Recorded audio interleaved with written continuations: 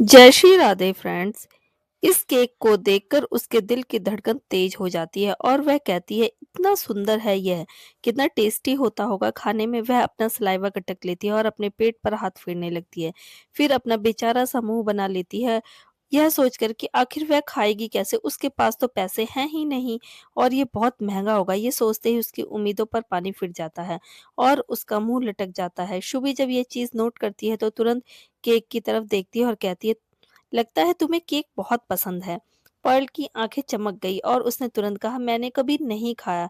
मैंने हमेशा दूर से लोगों को खाते हुए देखा है। मैं भी खाना चाहती थी, लेकिन यह बोलकर वह उदास सा चेहरा बना लेती है। उसका खिलखिलाता चेहरा एकदम से मुरझा जाता है। शुभी को उसका मुरझाया चेहरा जैसे अच्छा नहीं लगता। उसने मुस्कुराकर कहा, मेरी वजह से तुम्हें चोट लग गई है तो चलो मैं तुम्हें केक खिलाती हूँ। इसे मेरी तरफ से माफी समझ सकती हो तुम।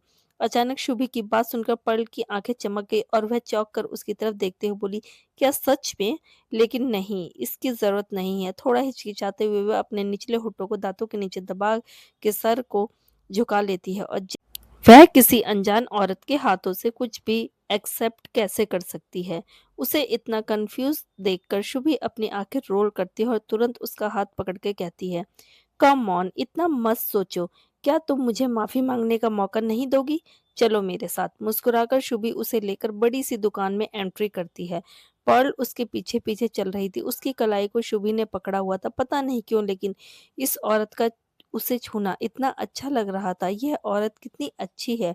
पर्ल की नजरें कुछ सेकंड तक शुभी के खूबसूरत चेहरे पर टिकी रहती हैं और फिर वह हल्का सा मुस्कुरा देती है। शुभी उसे वहां पर लेकर जाती है जहां बहुत सारे केक्स रखे हुए थे। उसके बाद पूछती है, अच्छा बताओ, इनमें से तुम्हें कौन सा वाला खाना है? अचानक यह सुनकर पर्ल की आंखें बड़ी हो जाती है और दिल बहुत जोरों से धड़कने लगता है। वह देखती है कि वहां अलग अलग तरह के खूबसूरत केक रखे हुए हैं। एक बार फिर से वह अपने होठों को अपनी जीभ पर फेरते हुए सलाइवा गटक लेती। उसे समझ में नहीं आ रहा था कि कौन सा केक सेलेक्ट करें। ऐसा मन कर रहा था जिससे सारे के सारे खा ले, क्योंकि सारे ही बहुत खूबसूरत लग रहे थे और दिखने में काफी टेस्टी भी थे। उसे कुछ समझ में नहीं आया। अपने होठों को दांतों के नीचे दबाते हुए वह कुछ सेकंड तक बस सारे केक को देखती रही। फिर कंफ्यूजन में शुभी को देखती है। शुभी ने मुस्कुराकर कहा, क्या हुआ? तुम्हारा फेवरेट कौन सा है? पर्ल ने थोड़ी उदास आवाज में कहा, मैंने कभी खाया ही नहीं, तो मुझे नहीं पता कि कौन सा ज्यादा अच्छा होता है। शुभी ने मुस्कुराकर कहा, अच्छा ये बताओ कि तुम्हें इनमें से सबसे ज्यादा अच्छा और टेस्टी कौन सा लग रहा है? पर्ल यह सुनकर भी कंफ्यूज हो जाती है और कहती है, सभी बहुत खूबसूरत हैं, किसी एक को चुनना मुश्किल है। वह समझ नहीं पा रही थी कि किसे चुने। उसकी दुविधा को समझते हुए सुबी ने सामने खड़े आदमी से कहा, यह जितने भी केक है सबका एक एक पीस निकाल कर एक कंप्लीट केक तैयार कीजिए और उसे टेबल पर सर्व कीजिए। सुबह की डिमांड काफी अजीब थी। ऐसे कैसे वह पूरे केक्स में से एक एक पीस निकाल सकता है? एक पीस निकालने के बाद तो बाकी का केक खराब हो जाएगा। सुबह उसकी दुविधा को समझते हुए बोली, जितने केक्स का तुम पीस निकालोगे मैं उन सब की पूरी पेमेंट कर दूंगी। ओके? यह सुनकर अचानक उस आदमी की आंखों में चमक आ जाती है। जी मैडम, समझ गया। शुभी और पर्ल एक टेबल के ऊपर बैठे हुए थे। पर्ल को देखते हुए पता नहीं क्यों शुभी की आंखें बहुत ज्यादा नरम हो गई थी। उसे देखकर पता नहीं क्यों उसका दिल बेचैन सा हो रहा था। अगर उसकी बेटियां अब तक जिंदा होती तो दोनों उसी की ही उम्र की होती, लगभग पर्ल की ही उम्र की होती। इतनी ही खूबसूरत। यह सोचते ही शुभी का दिल बहुत जोर जोर से धड़कने लगता है। लेकिन अपनी बेटियों के साथ जो कुछ भी हुआ वह सोचकर उसके अंदर की आत्मा भी तड़पने लगती है। उसके अंदर की माँ बेचैन सी हो उठती है और शुभी पर्ल के हाथ पर अपना हाथ रख के मुस्कुरा देती है। पर्ल शुभी की तरफ देखती है। वह अपने निचले होठों को दांतों के नीचे दबाकर नजरें हल्का सा नीचे कर लेती है। फिर कहती है, थैंक यू। शुभी मुस्कुराकर कहती है, तुम्हें थैंक यू कहने की कोई भी जरूरत नहीं है। इसे मेरी तरफ से मेरा छोटा सा सॉरी समझ लेना। वैसे तुम बहुत प्यारी हो, तुम्हारा नाम क्या है? पर्ल अपनी गहरी पलकों को ऊपर उठाकर शुभी की तरफ देखती है। शुभी का नरम बिहेवियर उसे कहीं ना कहीं बहुत अच्छा लगा और उसे एक प्रोटेक्शन वाली फीलिंग आई आती है। जो उस अनजान लोगों के साथ बिल्कुल भी नहीं आती। अजीब बात है, यह औरत उसे काफ़ी अपनी सी लग रही है, उसके साथ उसे बहुत अच्छी फीलिंग आ रही है। शुभी की बात सुनकर पर्ल ने जवाब दिया, मेरा नाम पर्ल है। यह सुनकर शुभी के चेहरे की मुस्कुराहट और भी ज़्यादा बड़ी हो गई और उसने कहा, तुम जितनी खूबसूरत हो तुम्हारा नाम उससे भी ज़्यादा खूबसूरत है। बिल्कुल तुम पर सूट करता है, तुम बिल्कुल एक पर्ल के जैसी बहुत खूबसूरत और शाइनी हो। यह सुनकर पल थोड़ा ऑकवर्ड होकर मुस्कुरा देती है। शुभी ने और ज्यादा पूछते हुए कहा, वैसे तुम यहाँ अकेले क्यों घूम रही थी? क्या तुम यहाँ पर अपने मॉम डैड के साथ आई हो या अपने दोस्तों के साथ? यह सुनकर पर्ल कुछ सेकंड के लिए चुप हो जाती है और अपना जवाब देती है, मास्टर के साथ। पर्ल की बात सुनकर शुभी थोड़ा कंफ्यूज होकर बोली, मास्टर के साथ क्या मतलब? पर्ल थोड़ा हिचकिचाने लगती है, वह कुछ बोलने ही वाली होती है, अपना मुंह भी खोलती है लेकिन कुछ बोल पाती उसके गले से शब्द ही नहीं निकले। ऐसा क्या किसी को बताना ठीक रहेगा? अगर उसके मास्टर को ठीक नहीं लगा, बुरा लगेगा तो वह उसे सजा दे देंगे। यह सोचकर वह चुप हो जाती है। शुभी उसके उसे चुपचाप देखकर कंफ्यूज होकर बोली, क्या हुआ? तुम कुछ बोल क्यों नहीं रही? मास्टर कौन है? पर्ल से और कुछ पूछ पाती उससे पहले ही एक वेटर वहां पर आ जाता है और एक बड़े से केक को टेबल पर रख देता है। वहां रेस्टोरेंट में ज्यादा लोग नहीं थे, कम ही थे, लेकिन उस केक को देखकर सब लोगों की नजरें उसकी तरफ चली जाती हैं। कई रंगों के साथ मिला हुआ वह केक काफी खूबसूरत लग रहा था। पर्ल ने जब उस केक को देखा तो उसकी आंखें चमक गई और बड़ी हो गई। दिल इतना जोर से धड़कने लगा कि उसकी धड़कनों की रिदम बाहर तक सुनाई देने लगी। अचानक ही उसका गला भर गया। उसने अपना सलाइवा निगल लिया और केक को अमेजमेंट के साथ देखने लगी। शुभी ने उसकी आंखों की चमक को देख लिया और मुस्कुराकर कहा, जितना खाना चाहती हो जी भर के खाओ, ये तुम्हारे लिए ही है। शुभी की बात सुनकर पर्ल हैरान होकर उसकी तरफ देखते हुए बोली, क्या ये सारा का सारा मेरे लिए है? क्या मैं ये सारा खा सकती हूँ? शुभी ने मुस्कुराकर हाँ में अपना सर हिला दिया और कहा, हाँ, सारा का सारा तुम्हारा है, तुम सारा खा सकती हो। यह सुनकर वह एक्साइटेड होकर बोली, थैंक यू। अब वह बिल्कुल नहीं रुक सकती थी और ना ही अपने आप को और ज्यादा कंट्रोल कर सकती थी। उसने देखा कि केक अलग अलग तरह के पीस को जोड़कर एक बनाया गया है। हर पीस अलग-अलग केक से निकाला हुआ था। वह पूरा केक बहुत खूबसूरत था, कई रंगों से रंगा हुआ, जो काफ़ी ज़्यादा टेस्टी लग रहा था। अपने आप को और ज़्यादा कंट्रोल ना करते हुए उसने तुरंत अपना हाथ आगे बढ़ाया और केक का टुकड़ा हाथ में उठाकर खाना शुरू किया। जैसे ही उसने पहला बाइट खाया, वैसे ही उसकी आंखें बंद हो गई। उसके चेहरे पर सुकून से भरे ऐसे एक्सप्रेशन आ गए जैसे पता नहीं उसने क्या खा लिया। यह पहली बार था जब उसने ज़िंदगी में केक टेस्ट किया था और सच पूछो तो ये बहुत ही ज़्यादा टेस्टी था। इससे ज़्यादा टेस्टी चीज़ उसने अपनी ज़िंदगी में आज तक नहीं खाई थी। वह फटाफट इतनी तेज़ी से केक को खाने लगी जैसे अगर 2 मिनट लेट किया जाए तो उसका केक गायब हो जाएगा। वह एक-एक टुकड़ा उठाकर फटाफट खा रही थी। उसके हाथ केक से भर गए थे। उसका मुंह केक से भर गया था। वह किसी छोटे बच्चे की तरह लग रही थी। उसके पूरे चेहरे पर केक लग गया था, लेकिन उसे लोगों की नज़रों से बिल्कुल भी कोई फ़र्क ही नहीं पड़ रहा था। जो उसे देख रहे थे, वह सब खाए जा रही थी और ऐसा लग रहा था जैसे जन्नत में है, मज़ा ले रही थी, एक-एक पीस का। शुभी को पर्ल की हरकतें इतनी प्यारी और क्यूट लगी कि वह अपने आप को रोक नहीं पाती। तुरंत टेबल पर रखे अपने मोबाइल फ़ोन को उठाती और चुपके से पर्ल के इतने सारे प्यारे क्यूट फ़ोटोज़ खींच लेती है।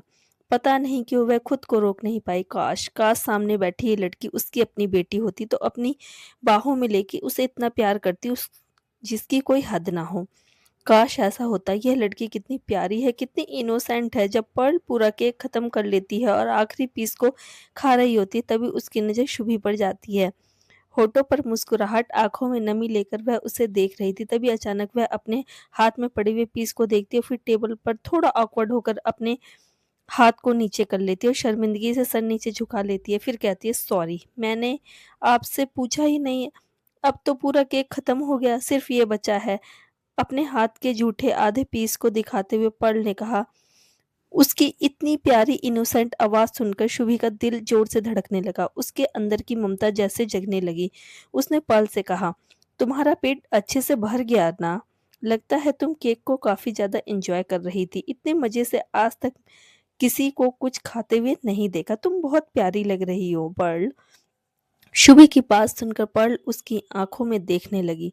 फिर उसने हिम्मत करके कहा, थैंक यू मैडम। शुभी हल्का सा मुस्कुराकर बोली, तुम मुझे आंटी बोल सकती हो, मैडम बोलने की कोई भी जरूरत नहीं है। पर्ल ने शुभी को गौर से देखा और कहा, पर आप आंटी तो नहीं लगती, आप तो बहुत सुंदर हो। पर्ल की बात सुनकर शुभी हल्का सा हंस देती है और कहती है, अगर मेरी बेटियां होती तो तुम्हारी ही उम्र की होती। टेक्निकली मैं आंटी की उम्र तक पहुंच चुकी हूँ। पर्ल कुछ देर तक कुछ नहीं बोली, फिर उसने अपने हाथ के पीस को देखते हुए कहा, मैंने सारा ही केक खा लिया, आपसे एक बार भी नहीं पूछा। वो बहुत टेस्टी था, मुझे कुछ समझ में ही नहीं आया। अब बस यही बचा है, पर मैं आपको जूठा नहीं खिला सकती। शुभी ने पर्ल से कहा, खिला सकती हूँ, मुझे कोई प्रॉब्लम नहीं है। पर्ल शुभी की तरफ देखने लगी, कुछ सेकंड के लिए थोड़ा ऑकवर्ड हो गई, पर फिर उसने अपना हाथ उठाया। शुभी ने धीरे से अपना चेहरा करीब किया और पर्ल के हाथ से केक का हल्का सा बाइट खा लिया। आप बहुत अच्छी हैं। पर्ल के होठों पर भी एक नरम मुस्कुराहट आ गई। शुभी मुस्कुराकर पर्ल के गाल पर हाथ रखते हुए बोली, तुम भी बहुत ज्यादा अच्छी हो पर्ल, और तुम्हारा ये नाम जिसने भी रखा है बहुत प्यारा है। शुभी उसके साथ काफी अच्छा महसूस कर रही थी। पर्ल भी शुभी की कंपनी को काफी एंजॉय कर रही थी। तभी अचानक शुभी का कॉल आ गया। कॉल रिसीव करने के बाद वह खड़ी होते हुए बोली, तुमसे मिलकर बहुत अच्छा लगा पर्ल, उम्मीद है कि हम फ्यूचर में कभी दोबारा जरूर मिलेंगे, पर फिलहाल मुझे निकलना होगा जरूरी काम के लिए। पर्ल खड़ी होकर अपना सर हिला देती है। उसके चेहरे पर अब भी केक लगा हुआ था और हाथों पर भी। शुभी एक मुस्कुराहट के साथ उसके गाल पर प्यार से हाथ रखती है और फिर वहां से चली जाती है। उसके चले जाने के बाद पर्ल भी वहां से बाहर निकल जाती है और आगे बढ़ती है। तभी अचानक उसके कदम रुक जाते हैं। वह अपने हाथ के केक के पीस को एंजॉय कर रही थी, लेकिन सामने खड़े इंसान को देखकर उसकी एक्साइटमेंट एकदम से जीरो हो जाती है और चेहरे पर बहुत नर्वसनेस दिखाई देने लगती है। सूट बूट में एक लंबा चौड़ा आदमी, चेहरे पर कोल्ड एक्सप्रेशन, आंखों पर काले चश्मे के साथ, अपने दोनों हाथों को अपने फॉर्मल पैंट की जेब में डाले हुए उसे देख रहा था। उसके पीछे उसके कुछ बॉडीगार्ड्स भी मौजूद थे। अचानक दर्श को अपनी आंखों के सामने देखकर पर्ल का दिल जोर से धड़कने लगता है और वह बहुत नर्वस महसूस करती है। दर्श चुपचाप खड़ा कुछ सेकंड तक उसे देखता रहा, फिर धीरे धीरे उसके करीब आने लगा। दर्श ने देखा कि पर्ल के हाथ में केक का टुकड़ा है। उसके चेहरे पर केक लगा है, उसके हाथ में भी केक से सने हुए। ऐसा लग रहा था जैसे कोई 4-5 साल का बच्चा पहली बार केक खा रहा हो। वैसे तो वह बहुत क्यूट लग रही थी कि कोई भी उसे देखे तो उस पर प्यार आ जाए, लेकिन दर्श के एक्सप्रेशन कोल्ड ही रहते हैं। वह अपनी कोल्ड कठोर आवाज में बोला, ये सब क्या है? अचानक दर्श की आवाज सुनकर पर्ल अपना सर झुका लेती है और बहुत ज़्यादा नर्वस महसूस करने लगती है। वह अपने होठ को दांतों के नीचे दबा लेती है। घबराहट से दिल जोर से धड़कने लगता है। दर्श कुछ सेकंड तक उसके चेहरे को देखता है। उसकी नर्वसनेस को भी वह महसूस कर रहा था। उसके बाद पल अगले ही पल अपने चेहरे पर दर्श के हाथों को महसूस करती है। पल अपनी नजरें उठाकर देखती है। दर्श का अंगूठा उसके होठों के करीब आता है। उसके बाद उसके होठों पर लगी हुई केक को वह अपने अंगूठे पर लगा लेता है और फिर धीरे से उसकी आंखों में देखते हुए अपने होठों के पास लाकर उस केक को टेस्ट करता है। पर्ल चुपचाप खड़ी देख रही थी। दर्श अपने पॉकेट से रुमाल निकालता है और फिर पर्ल के चेहरे को रुमाल से साफ करते हुए कहता है, मैंने तुमसे कहा था ना यहाँ वहां मत जाना। फिर वह लेडी कौन थी जिसके साथ तुम बैठी हुई थी? दर्श की आवाज बहुत ज्यादा कोल्ड थी। पर्ल को घबराहट होती है। उसके एक्सप्रेशन बिल्कुल भी नरम नहीं थे और यह चीज पर्ल को महसूस हो गई थी कि शायद दर्श उससे काफी ज्यादा नाराज है। उसने हिम्मत करते हुए कहा, मुझे नहीं पता वह कौन थी। दर्श पल से बोला, अनजान लोगों से बात करने से मना किया था ना मैंने तुम्हें, तुमने मेरी बात क्यों नहीं मानी? पर्ल का दिल जोर जोर से धड़कने लगता है। दर्श उसके चेहरे और उसके हाथों को अपने रुमाल से साफ कर देता है। उसके बाद पर्ल से कहता है, आज रात को हम होटल में ही रहेंगे, चलो, मैंने तुम्हारे लिए रूम बुक कर लिया है। उसके बाद वह उसका हाथ पकड़ता है और वहां से ले जाता है। पर्ल बिना कुछ बोले चुपचाप बस उसके साथ साथ चल रही थी। होटल रूम में एंट्री करने के बाद पर्ल पूरे रूम को देखती है। वैसे तो दर्द से उसे डर लग रहा था, लेकिन कमरे को देखकर वह हैरान थी। काफी बड़ा और लग्जेरियस रूम था। एक बहुत बड़ा बेड था जो बिल्कुल बीच में था और कमरे की सजावट भी काफी सुंदर थी। पर्ल हिम्मत करके वहां पर खड़ी रहती है। तुम आजकल बहुत ज्यादा मनमानी करने लगी हो, मेरी बातों को बिल्कुल नहीं मानती। दर्श पीछे से सामने आता है और अपनी पैंट पर लगी बेल्ट को निकालने लगता है। दर्श को अपनी बेल्ट निकालते हुए देखकर पर्ल की आंखें फट जाती हैं। उसका दिल बहुत ज़ोर-ज़ोर से धड़कने लगता है और पैर काँपने लगते हैं। वह अपनी बेल्ट निकाल रहा था। क्या यह मुझे सज़ा देगा? यह क्या यह मुझे इस बेल्ट से मारेगा? पर्ल को जहाँ पर पहले किडनैप करके रखा गया था, वहाँ लड़कियों को इसी तरह से टॉर्चर किया जाता था। कोई बात नहीं मानती या भागने की कोशिश करती तो उनकी बुरी तरह से पिटाई की जाती थी बेल्ट से। पर्ल को भी बहुत पिटाई बर्दाश्त करनी पड़ी थी। अब उसे डर लग रहा था, उसके चेहरे पर हॉरिफाइड एक्सप्रेशन थे, माथे पर पसीना आ गया था, उसके शरीर हल्का-सा काँपने लगा। उसने घबराते हुए दर्द से कहा, मैं आगे से बिल्कुल नहीं करूँगी, प्लीज़ मुझे मारिए मत। प्लीज़ मैं आगे से ऐसा कुछ भी नहीं करूँगी। अचानक उसके बोलने से दर्श के हाथ हवा में ही रुक गए। वह बेल्ट निकाल रहा था और बीच में उसके हाथ रुक गए। उसने हल्की-सी हैरानी के साथ पर्ल को देखा, जो उसे देखकर डरते हुए काँप रही थी। उसकी नज़रें बेल्ट के ऊपर थी। दर्श ने अपनी बेल्ट की तरफ देखा, जो शब्द उसने कहे और उसके बाद जो काम वह कर रहा था, उससे साफ ज़ाहिर हो रहा था कि शायद वह बेल्ट निकालकर बेल्ट से मार-मार के पर्ल को उसकी गलती की सज़ा देने वाला था। ये सोचते ही दर्श हैरान हो गया। बेल्ट से मारने का उसका कोई इरादा नहीं था। वह तो बस कपड़े चेंज कर रहा था। पर्ल ने ज़्यादा ही सोच लिया। पर्ल इतनी ज़्यादा घबरा गई कि उसकी आँखों से आँसू टपकने लगे। डर से उसका पूरा शरीर काँपने लगा और बार-बार वह एक ही बात कह रही थी, प्लीज़ मुझे मत मारो, प्लीज़ मुझे मत मारो। आगे से ऐसी गलती नहीं करूँगी, प्लीज़ मुझे मत मारना। दर्श के एक्सप्रेशन कुछ सोचते ही बहुत ज़्यादा डार्क हो गए और बेल्ट पर अपनी पकड़ को बहुत ज़्यादा मजबूत कर लिया। बेल्ट निकाल के कोने में फेंक दी और फिर चलते हुए पर्ल के पास आया। पर्ल घबरा के कोने में खड़ी हुई थी। दर्श ने अपने हाथ को दीवार पर रखा। पर्ल अपनी पीठ को दीवार से लगा लेती है। उसका दिल जोरों से धड़कने लगता है। उसे लग रहा था जैसे अब उसे सजा दी जाएगी। तभी दर्श ने अपनी उँगली को उसके चिन के नीचे रखा और चेहरे को ऊपर किया, उसकी आँखों में देखने के लिए। दर्श की आँखें बहुत डार्क थी, पर्ल के रोंगटे खड़े हो गए थे। दर्श उसकी आँखों में देखते हुए बहुत डार्क आवाज़ में बोला, क्या पहले भी तुम्हें इस तरह मारा गया है? पर्ल घबरा गई, पर उसे क्या बोलना चाहिए उसे कुछ समझ ही नहीं आया। उसने बस चुपचाप अपना सर हिला दिया। दीवार पर रखे हुए दर्श के हाथ की मुट्ठी बहुत जोर से कस गई। आंखें बंद करके उसने कुछ गहरी सांस ली और फिर अपनी मुट्ठी को धीरे-धीरे खोल दिया। पर्ल की आंखों में देखते हुए थोड़ी नरम आवाज में बोला, डरो मत, मैं तुम्हें मारूंगा नहीं, मैं तुम्हें कभी नहीं मार सकता। पर्ल हैरान होकर दर्श की आंखों में देखती है। दर्श की आंखें कुछ हद तक उसे नर्म लग रही थी। अजीब बात है, ये कैसा आदमी है? उसे कुछ भी समझ नहीं आ रहा था। उसके बाद दर्श ने कहा, उस औरत ने तुमने क्या बातें की इस औरत से? मुझे सब बताओ। क्या उसने तुमसे कुछ पूछा? क्या तुमने उससे कुछ कहा? दर्श नहीं चाहता था कि पर्ल किसी भी अनजान इंसान से इतना घुल-मिल जाए। हिम्मत करते हुए पर्ल ने बताना शुरू किया। वह हम लोग गलती से टकरा गए थे। मुझे चोट लग गई थी और उसके लिए सॉरी बोलने के लिए उन्होंने मुझे केक खिलाया। अचानक चोट की बात सुनकर दर्श की आंखें सिकुड़ गई। उसने कहा, कहाँ लगी? तुम्हें चोट दिखाओ।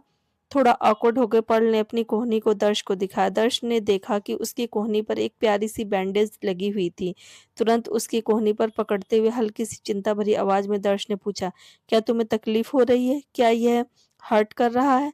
पर्ल ने ना में अपना सर हिलाते हुए कहा, नहीं, बस हल्की सी चोट थी, अब ठीक है। उसके बाद पर्ल ने आगे की बात बताई। फिर दर्श ने पूछते हुए कहा, जब उसने तुमसे पूछा कि तुम किसके साथ आई हो तो तुमने क्या कहा? थोड़ा हिचकिचाते हुए पर्ल ने अपने सर को नीचे किया और फिर जवाब दिया, मास्टर के साथ। यह सुनकर दर्श की आईब्रोज ऊपर उठ गई। तुमने उस औरत से कहा कि तुम मास्टर के साथ यहाँ पर आई हो? पर्ल ने हाँ में अपना सर हिला दिया और कुछ सेकंड तक दोनों के बीच में सन्नाटा छा गया। पर्ल को कुछ अलग महसूस हुआ तो उसने हिम्मत करके पूछा, क्या मैंने कुछ गलत बोल दिया? तभी उसे दर्श की ठंडी आवाज सुनाई दी, हाँ, बहुत गलत बोल दिया, तुम्हें यह नहीं बोलना चाहिए था। यह सुनकर पर्ल थोड़ा घबरा गई और सर झुकाए हुए बोली, लेकिन मैं और क्या बोलती? दर्श पर्ल के चेहरे को ऊपर करता है और उसकी आंखों में देखते हुए कहता है, आइंदा से तुमसे कोई भी पूछे कि मैं कौन हूँ तो तुम्हें सिर्फ एक ही बात बोलनी है, कहना है कि मैं तुम्हारा हस्बैंड हूँ।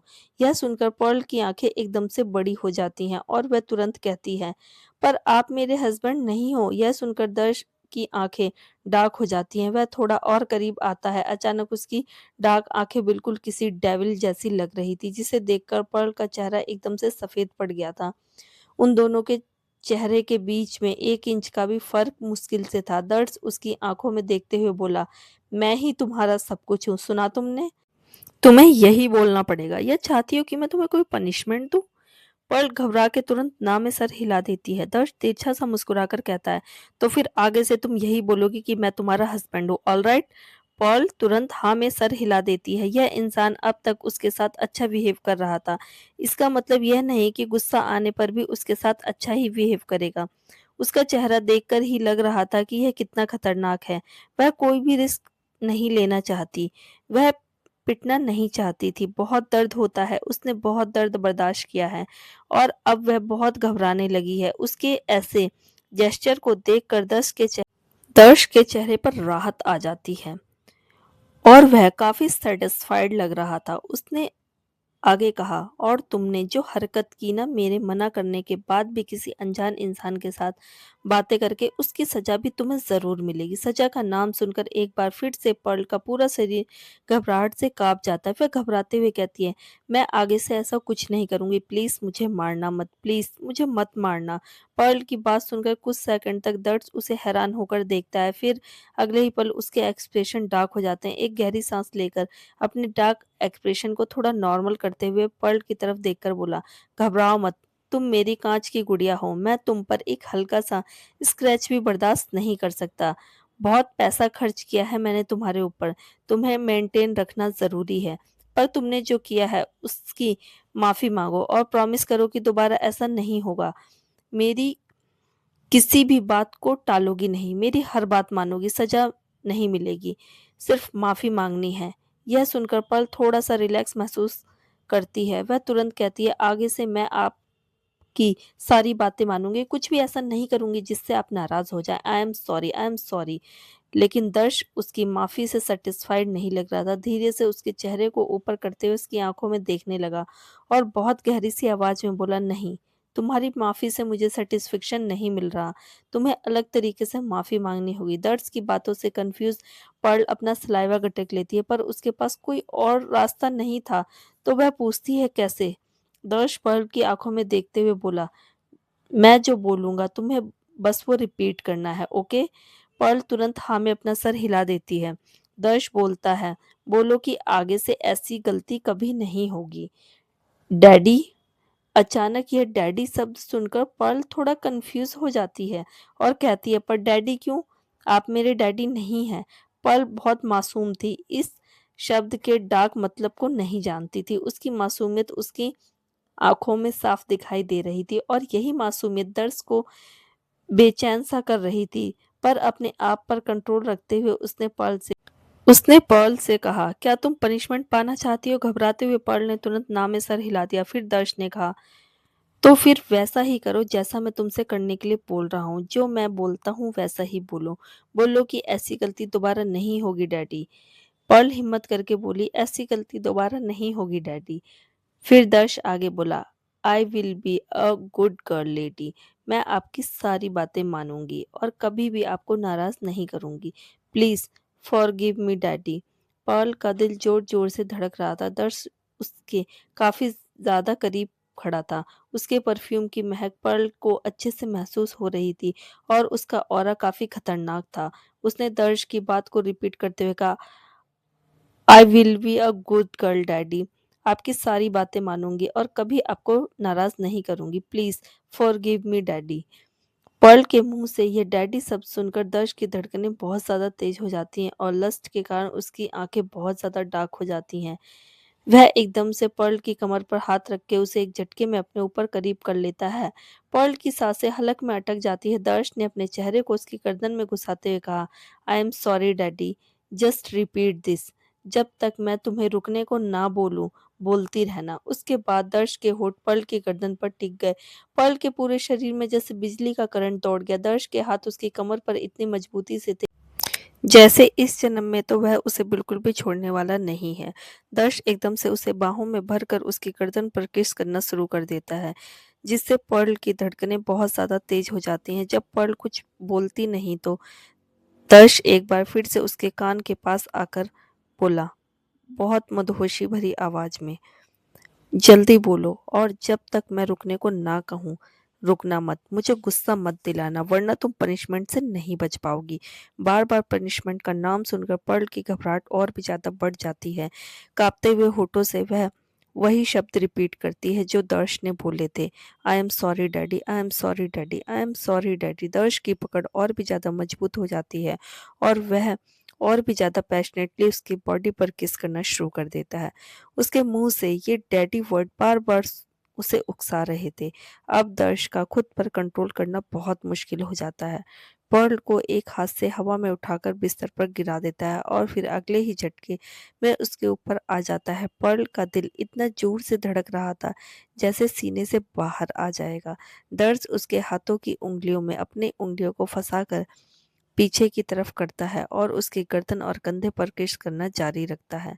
पर्ल बार-बार यह शब्द बोल रही थी लेकिन दर्श का इतने करीब आ जाना, उसका इस तरह से किस करना उसे बहुत ही ज़्यादा अजीब लग रहा था। उसका शरीर काँप रहा था, लेकिन एक अजीब-सी सेंसेशन थी जो अच्छी भी थी और अनकंफर्टेबल भी। तभी दर्श अपने चेहरे को पीछे करता है और पर्ल की आँखों में देखने लगता है। वो उसकी आँखों में देखते हुए बोला, पर्ल तुम्हारी आँखें इस दुनिया की सबसे ब्यूटीफुल आईज़ हैं। लेकिन इन आँखों में हमेशा मेरी ही तस्वीर होनी चाहिए। मेरी एक बात को अच्छे से अपने ज़हन में बिठा लो, जब तक तुम एक अच्छे बच्चे की तरह बिहेव करोगी, मेरी सारी बातें मानोगी, तब तक तुम्हें कोई भी पनिशमेंट नहीं मिलेगी। पर्ल चुपचाप दर्श की आँखों में देख रही थी। दर्श पर्ल से बोला, मानोगी ना? पर्ल हाँ में अपना सर हिला देती क्योंकि ऑफ कोर्स वह इस डेविल को ऑफेंड करना अफोर्ड नहीं कर सकती थी। उसके पास कोई और रास्ता नहीं था। होठों पर एक तिरछी सी मुस्कुराहट के साथ दर्श ने कहा, ऐसे नहीं बोलो। Yes daddy, I will be a good girl. अपनी तेज धड़कनों को एक साथ कंट्रोल करते हुए पर्ल ने कहा, yes daddy, I will be a good girl. कुछ सेकंड तक दर्श अपनी आंखों उसकी आंखों में देखता रहा। उसके दिल की धड़कनें बहुत ज्यादा तेज थी। उसके हाथों की पकड़ पर्ल के ऊपर काफी ज्यादा मजबूत थी और उसकी आंखें जो डार्क हो रही थी वह दिखा रही थी कि वह कितना भी सब्र कर ले। पर्ल के ऊपर बस टूट पड़ने को तैयार रहता था, लेकिन वह आगे बढ़कर पर्ल के होठों को अपने होठों से कैप्चर कर लेता है। बेबस पड़ी हुई पर्ल सिवाय चुपचाप पड़े रहने के और कुछ कर भी नहीं पाती। लेकिन यह किस इतना बुरा भी नहीं था, वह हर्ट नहीं हो रही थी। कहीं न कहीं अजीब-सा सेंसेशन था। उसे अच्छा भी लग रहा था, माना कि दर्श काफ़ी अग्रेसिव था, लेकिन वह इस बात का ध्यान रखता था कि उनके बीच हर छोटे-छोटे इंटीमेट मोमेंट को पर्ल भी एन्जॉय करे। वो कितना भी अग्रेसिव हो जाए, लेकिन वह कभी पर्ल को हर्ट नहीं करता। धीरे-धीरे पर्ल की आँखें भी बंद हो गई और वह इस पैशनेट किस में डूब गई। थोड़ी देर में बाथरूम से पानी के बहने की आवाज आ रही थी।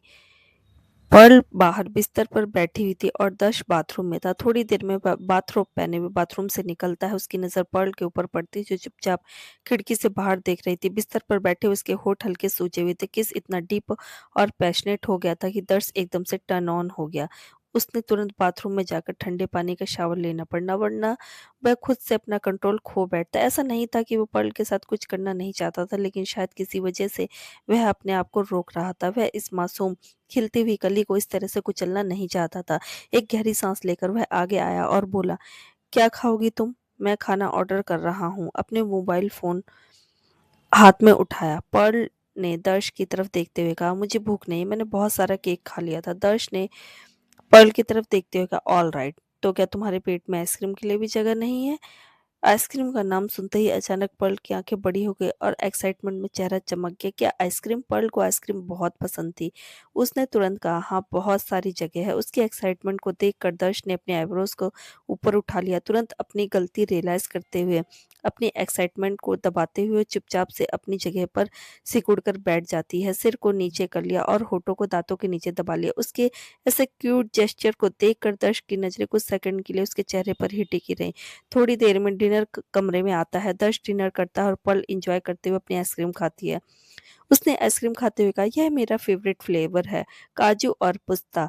आइसक्रीम मुझे बहुत ज्यादा पसंद है। दर्श ने खाना खाते हुए हल्का सा सर हिलाकर कहा, पता है मुझे, लेकिन लिमिटेड खाना। तुम्हारी तबीयत खराब हो सकती है और तुम्हारी तबीयत बिल्कुल भी खराब नहीं होनी चाहिए।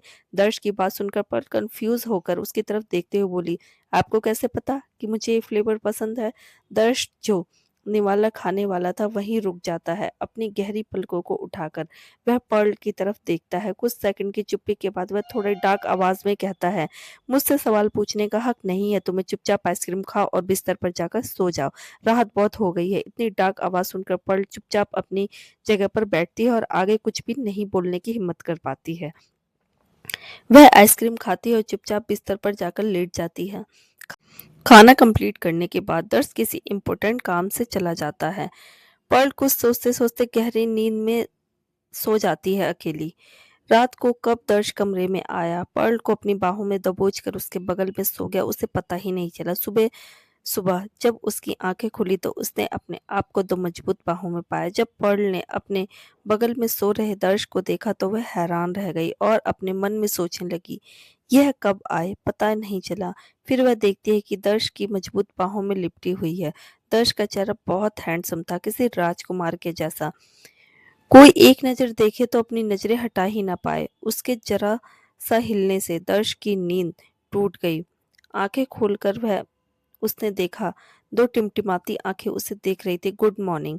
दर्श की गहरी आवाज से पर्ल थोड़ा होश में आकर बोली, गुड मॉर्निंग। पर्ल हिम्मत करके बोली, मुझे बाथरूम जाना है। यह सुनकर दर्श धीरे से अपनी मजबूत बाहों से पर्ल को आजाद कर देता है। पर्ल हिम्मत करके खड़ी होती है और बाथरूम में चली जाती है। दर्श अपने मोबाइल फोन को उठाकर कुछ इंपॉर्टेंट चीज चेक करने लगता है। तभी उसकी आंखें एक मैसेज को देखकर डार्क हो जाती है। We found them.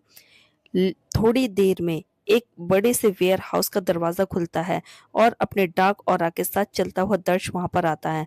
वहां पर बहुत से आदमी पहले से ही खड़े थे। वो सारे हट्टे कट्टे लोग थे और सब के सब दर्श के आदमी थे। दर्श वहां पर आकर खड़ा हो जाता है और उसकी नज़र ज़मीन पर पड़े हुए तीन लोगों पर पड़ती है, जिनमें एक कपल अधेड़ उम्र का था, एक औरत और एक आदमी। उनके बगल में एक लड़का था, दर्श से कुछ साल छोटा ही लग रहा था, शायद उस कपल का बेटा था। तीनों ही की हालत बहुत ज़्यादा खराब थी, जैसे उन्हें बुरी तरह से मारा पीटा गया हो, मार पीट कर उनका भर्ता बनाया गया हो। तभी वहां पर एक कुर्सी लाकर रख दी जाती है और दर्श आराम से उस कुर्सी पर बैठ जाता है। उसकी नज़र जमीन पर पड़े घायल उन तीन लोगों पर जमी हुई थी। वह तीन लोग जैसे तैसे करके दर्श की तरफ देखते हैं, जो अपने घुटनों पर बैठ जाता है। वो आदमी दर्श से बोला, कौन हो तुम? हमें यहाँ पर इस तरह से लाकर हमारी ये हालत क्यों की गई है? हम तुम्हें जानते तक नहीं है। हम आम लोग हैं, हमने तुम्हारा क्या बिगाड़ा है? दर्श चुपचाप बैठा रहता है और औरत रोते हुए बोली, प्लीज हमें यहाँ से जाने दो। हम तुम लोगों को जानते तक नहीं, हमने किसी का कुछ भी नहीं बिगाड़ा है, प्लीज हमें जाने दो। लेकिन उनका बेटा, जो कि काफी घायल और जख्मी था, गुस्से से चिल्लाकर बोला, हो कौन तुम? क्यों कर रहे हो हमारे साथ ऐसा? जाने दो हमें यहाँ से। मैंने कहा जाने दो। कुछ सेकंड तक दर्श कुछ नहीं बोलता और वह लोग भीख मांगकर चिल्ला चिल्लाकर थक जाते हैं। उनका शरीर ऑलरेडी काफी ज्यादा दर्द में था। जब वह लोग शांत बैठे दर्श के कुछ बोलने का इंतजार करते तो फाइनली दर्श अपना मुंह खोलता है, तुम्हारी फैमिली में कितने मेंबर्स हैं? उसका सवाल सुनकर वह लोग हैरान और कंफ्यूज होकर एक दूसरे की तरफ देखते हैं। वह आदमी हिम्मत करके कहता है, हम बस तीन लोग हैं। दर्श अपनी आईब्रोज को ऊपर उठा लेता है और कहता है, आर यू श्योर कि तुम सिर्फ तीन लोग हो? दर्श का सवाल सुनकर एक पल के लिए वह लोग कंफ्यूज हो जाते हैं और फिर वह आदमी हिम्मत करके फिर से कहता है, हाँ हम तीन ही हैं हमारी फैमिली में। लेकिन आप यह सब क्यों पूछ रहे हैं? और प्लीज हमें बताइए, हमने आपका ऐसा क्या बिगाड़ा है जो हमें यहाँ पर लाकर इतना मारा पीटा जा रहा है? हम तो तुम लोगों को जानते तक नहीं। उस आदमी का बेटा गुस्से से चिल्लाकर बोला, मैं पुलिस में कंप्लेंट करूंगा। आखिर तुम लोग अपने आप को समझते क्या हो? ऐसे कैसे तुम किसी भी इंसान को उठाकर ले जा सकते हो और उसकी यह हालत कर सकते हो कौन तुम और समझते क्या हो अपने आप को? लड़का गुस्से में कुछ ज्यादा ही बोल रहा था। दर्श अपने आदमी की तरफ देखता है और कुछ इशारा करता है। उसका आदमी तुरंत इशारे को समझ जाता है और उस लड़के को घसीट कर अलग ले जाता है। अचानक उसकी इस हरकत से उस लड़के के माँ-बाप के चेहरे का रंग बिल्कुल उड़ जाता है। जब उस लड़के को जोर-जोर से 3-4 गार्ड के द्वारा मारा-पीटा जाता है, उसके माँ-बाप तुरंत दर्श के पैरों में गिरते हुए कहते हैं, प्लीज़ वह हमारा इकलौता बेटा है।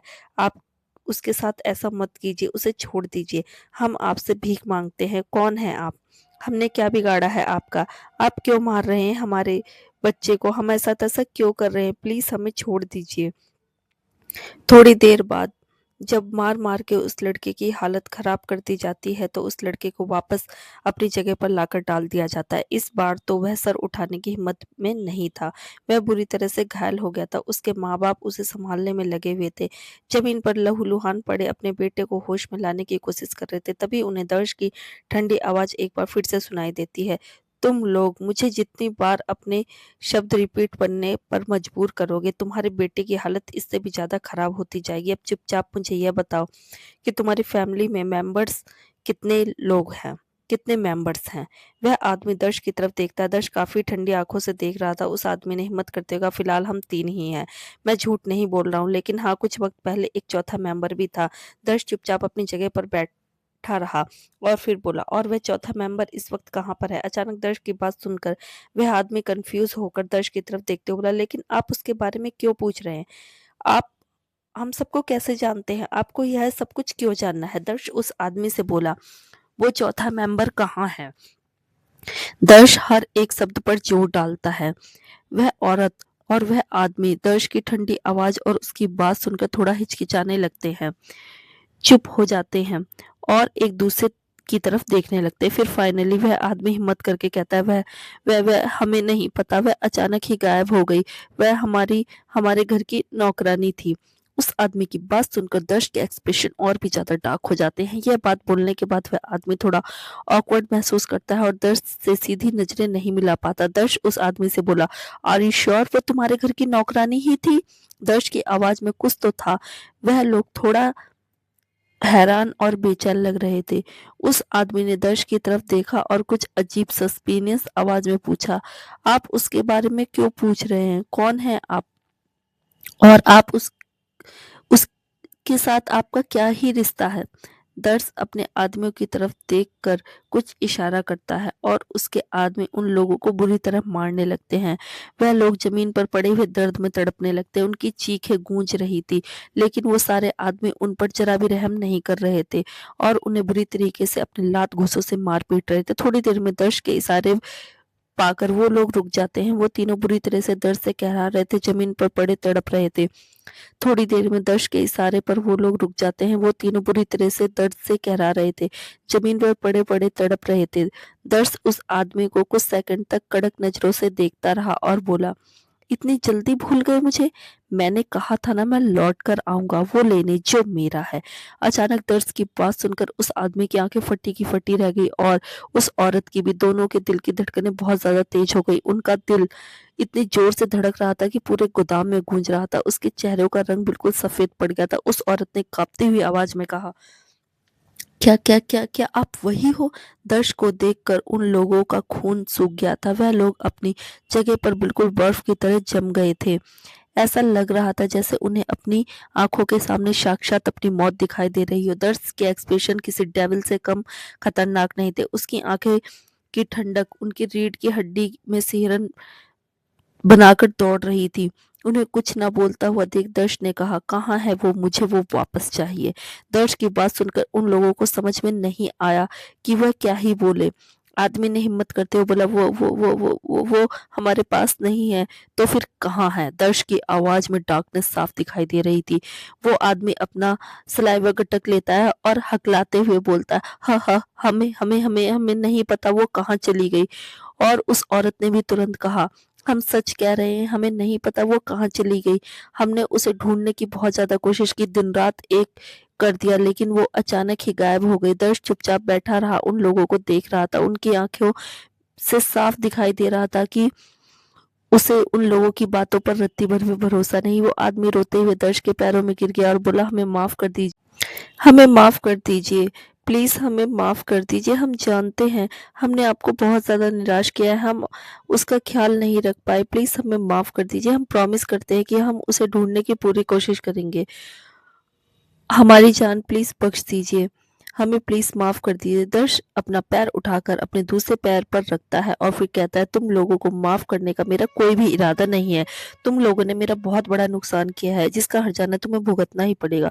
दर्श की बात सुनकर उन तीनों का रंग फीका पड़ जाता है। दर्श अपने आदमी को इशारा करता है और फिर उठकर वहाँ से चला जाता है।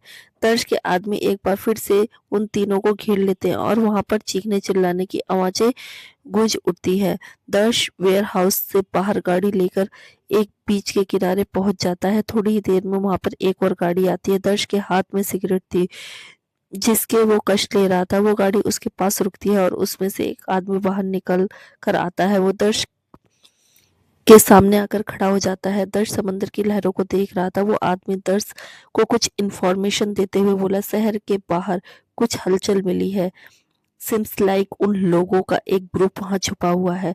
दर्श उस आदमी को देखकर काफी सीरियस आवाज में बोला, लोगों को तैयार करो, अगर वो शहर के बाहर छुपे हुए हैं तो हमें उन तक पहुंचना ही होगा। दर्श की बात सुनकर वो हाँ में सर हिला देता है। वो जाने लगता है, तभी अचानक उसके कदम रुक जाते हैं और वो दर्श की तरफ देखकर कहता है, खबर मिली है कि मिस्टर डोगरा उर्फ केडी भी उन लोगों के पीछे पड़े हैं। दर्श जब सुनता है तो उसके हाथ में जो सिगरेट थी उसके होठों की तरफ आ रही थी, वो बीच में ही रुक जाती है और उस आदमी की तरफ देखता है और उसकी आंखों में हल्की हैरानी भी नजर आ रही थी। अगले ही पल उसके एक्सप्रेशन डार्क हो जाते हैं और वो कहता है, मिस्टर डोगरा। कबीर डोगरा का नाम सुनते ही जैसे दर्श के चेहरे के भाव कुछ बदल गए और फिर जल्द ही अपने उस आदमी को जाने का इशारा करता है। इशारा पाते ही वो आदमी तुरंत चला जाता है। गाड़ी में बैठकर दर्श एक गहरी सांस लेता है और फिर धीमी सी आवाज में बोलता है, मैं तुम्हें ढूंढ कर ही रहूंगा। उसकी आंखों में कुछ अजीब से इमोशन छलक रहे थे। पल आराम से रूम में बैठी टीवी सामने टीवी चल रहा था और मूवी देख रही थी। उसके पास कुछ करने के लिए काम नहीं था। वो बैठी बैठी काफी ज्यादा बोर हो रही थी, लेकिन कमरे से बाहर जाने की उसे इजाजत बिल्कुल भी नहीं थी। फाइनली उसने टीवी देखकर टाइम पास करना ही सही समझा। वह आराम से टीवी देखते देखते लेटी हुई थी, तभी कमरे का दरवाजा खुल गया। दर्श कमरे में आया तो वह एकदम से उठकर बैठ गई। दर्श पल की तरफ देखता है। पल अपनी नजरें नीचे कर लेती है। कुछ सेकंड बाद उसे दर्श की भारी सी आवाज सुनाई देती है, चलो हम बाहर चल रहे हैं। अचानक दर्श की बात सुनकर वह अपनी टिमटिमाती आंखों से उसकी तरफ देखती है, जिन आंखों में ढेर सारी मासूमियत नजर आ रही थी। हम कहाँ जा रहे हैं? पर्ल ने बड़ी ही मासूमियत से दर्श से पूछा। दर्श ने जवाब दिया, क्या तुम कोई भी काम बिना सवाल जवाब के कर सकती हो? हम जा रहे हैं जहां, तुम्हें पता ही चल जाएगा। अब जल्दी चलो। पर्ल अपने निचले होठों को दांतों के नीचे दबा लेती है। बिना कुछ बोले वह बस चुपचाप अपना सर हिला देती है और फिर बिस्तर से खड़ी हो जाती है। उसके बाद दर्श उसे लेकर वहां से चला जाता है। उसे एक बड़े से शॉपिंग मॉल में लेकर आता है और कपड़ों की दुकान में लेकर चला जाता है। पर्ल बिना कुछ बोले बस चुपचाप उसे फॉलो कर रही थी। उसकी नजरें आसपास थी, लोगों को देख रही थी, बड़ी बड़ी शानदार दुकानों को देख रही थी। शॉप में आने के बाद दर्श पर्ल के लिए कुछ कपड़े सेलेक्ट करने लगता है। पर्ल के पास पहनने के लिए कुछ ज्यादा कपड़े नहीं थे, इसलिए दर्श उसे शॉपिंग पर लेकर गया था ताकि उसके लिए कपड़े ले सके, कुछ अच्छे कपड़े ले सके। एक लड़की का जितना भी जरूरत का सामान था वह पर्ल को सारा देना चाहता था। दर्श ने उसके लिए काफी सारे कपड़े चुने और बहुत महंगे कपड़े भी। पर्ल हैरान हो रही थी लेकिन कुछ बोलने की हिम्मत नहीं कर पा रही थी और चुपचाप बस उसके साथ साथ चल रही थी। वहीं कपड़े पर्ल को लगा लगा कर देख रहा था। जिस भी कपड़े को वह सेलेक्ट करता पर्ल के ऊपर लगा कर देखता, अगर उसके चेहरे पर संतुष्टि भरे भाव आ जाते तो वह उस ड्रेस को सेलेक्ट कर लेता, वरना रिजेक्ट कर देता। वह काफी सारे कपड़े खरीद चुका था। वहां के स्टाफ मेंबर की नजरें उसके ऊपर ही जमी हुई थी। एक लड़की ने धीरे से कहा, लगता है अपनी गर्लफ्रेंड के लिए शॉपिंग कर रहा है। हाउ क्यूट, कितना हैंडसम और पैसे वाला इंसान लग रहा है। अपनी गर्लफ्रेंड को जरूर इसने स्पॉइल कर दिया होगा, इतना खर्च करता है उसके ऊपर। काश ऐसा बॉयफ्रेंड मेरे पास भी होता तो मजा ही आ जाता। एक सेल्स गर्ल की नजर दर्श के ऊपर पड़ती है। ना सिर्फ देखने में लंबा चौड़ा और बहुत ही हैंडसम इंसान था, बल्कि उसकी पर्सनैलिटी भी काफी आई कैचिंग थी और उसे देखकर लग रहा था कि वह जरूर कोई बहुत अमीर इंसान है। वह प्राइस टैग भी नहीं देख रहा था कपड़ों के, सिर्फ कपड़ों को ही देख रहा था कि वह उस लड़की पर सुंदर लग रहे हैं या नहीं। तभी सेल्स गर्ल तुरंत अपनी ड्रेस को थोड़ा उलट पुलट करती है, अपनी छाती के ऊपर के बटन को खोल लेती है और फिर हल्का सा उसे एक्सपोज करते हुए कैटवॉक करते हुए मटकती हुई दर्श के पास आ जाती है। वह इस उम्मीद में थी कि शायद दर्श उस पर भी थोड़ी नजर मार ले। तुरंत उसके पास आकर कहती है, हेलो सर, क्या मैं आपकी कोई हेल्प कर सकती हूँ? वह बहुत उम्मीद भरी नज़रों से दर्श को देख रही थी और बार-बार अपनी शर्ट को थोड़ा नीचे खींच रही थी ताकि उसके ब्रेस्ट अच्छे से थोड़ा सेक्सी तरीके से एक्सपोज हो सके दर्श के सामने। लेकिन दर्श उसकी तरफ देखता तक नहीं। वह सिर्फ कपड़े उठा उठा कर पर्ल को लगा लगा कर देखते हुए बोला, जितने कपड़े मैंने सेलेक्ट किए हैं उन सब का बिल बनाओ फटाफट। उसके बाद वह पर्ल को लेकर आगे बढ़ता है। वह सेल्स गर्ल थोड़े लटके हुए मुंह के साथ खड़ी होती हुई उन्हें देखती है। वह हैरान थी कि इस आदमी ने एक नज़र तक उसे नहीं देखा और उसे इग्नोर करके चला गया। To be continue. Friends, comment करते रहिए। आप सबके कमेंट का मैं बेसब्री से इंतज़ार करती हूँ। जैसे आप सब वीडियोस का इंतज़ार करते हैं, मैं आप लोगों के कमेंट का इंतज़ार करती हूँ। सो प्लीज़ कमेंट ज़रूर कीजिएगा। हर हर महादेव दोस्तों।